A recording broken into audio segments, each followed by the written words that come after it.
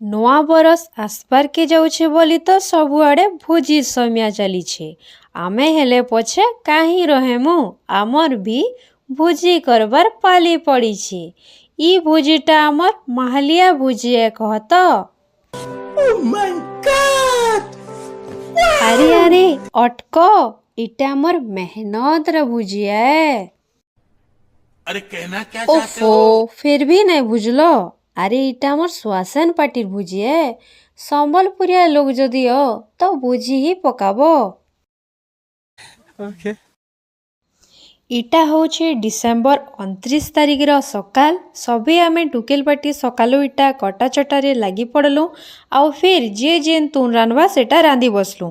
आ छुआ माने भी ताकर लेंबो गस्तले रंधा बड़ा करी बसुतले। सबकर लास्ट रे पड़ला मोर पाली रांधवार के अच्छे चिकेन।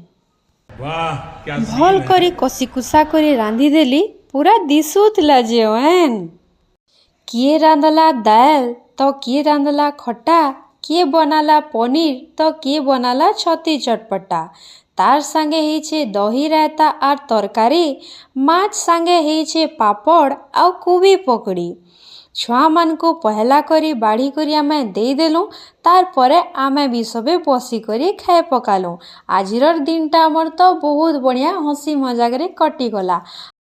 ई बछरे आपण मानकर भुजीटा केनु हैला आउ केनता हैला जे मते कमेंट करी करी निश्चय जणाबे। आ वीडियो जदी भल लागला बेले वीडियो के लाइक चैनल के सब्सक्राइब आ सांग मानकर संगे शेयर करबार के नहीं भूलबे।